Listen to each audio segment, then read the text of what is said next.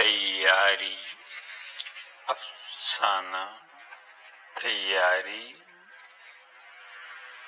مصنفہ عشرت معین سیماء۔ وہ چاروں بچے 7 سے 11 برس کی عمر کے ہوں گے جن کو زمیندار کے نوکروں نے کھیت سے سبزیاں چراتے ہوئے پکڑا تھا۔ اب وہ سب مل کر زمیندار کے حکم پر ان لڑکوں کو مار پیٹ کر ان کے منہ پر کالک مل کر اور گنجا کر کے انہیں پورے گاؤں میں گھماتے رہے۔ کچھ دیر بعد وہ ان کو زمیندار کی حویلی میں لگی خود ساختہ عدالت میں لے آئے تھے۔ کھیت سے سبزیاں چرانا ان کا پیشہ نہیں بلکہ مجبوری تھی۔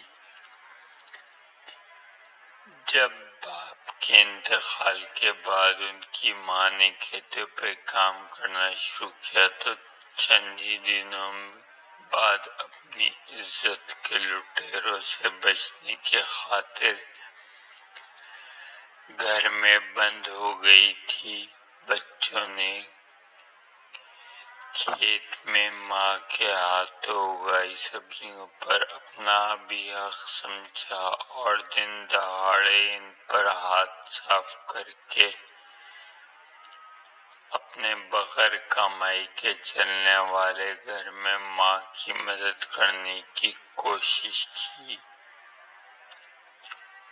اگرچہ ان کی ماں نے ہمیشہ سمجھایا تھا کہ پرآسائش زندگی کی حصول کے لیے بہت دھکے کھانے پڑتے ہیں، بہت صعوبتیں اٹھانی پڑتی ہیں، لیکن جب بھوک غالب آ جائے تو ماں کی نصیحت سے زیادہ روٹی کی خوشبو اپنا حق مانگنے سے زیادہ چھیننے کی ترغیب خود بخود دینے لگتی ہے۔ زمیندار کے گھر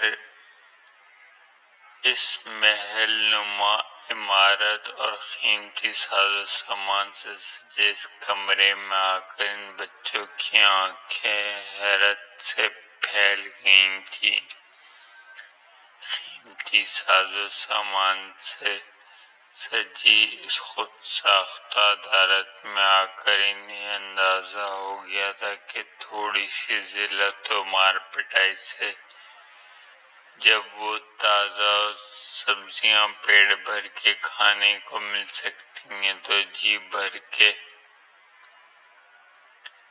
ایسے محل میں رہنے اور سامان تیج سے فیض اٹھانے کے لیے انہیں مزید محنت کرنی ہوگی اور جسم و دماغ کو ذرا مضبوط اور دل کو ذرا سخت بنانا ہوگا۔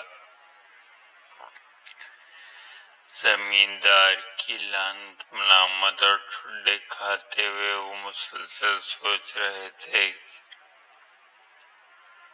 یہ مار اور ذلت بھی ان کی پرآسائش مستقبل کی تیاری کا ہی ایک حصہ ہے۔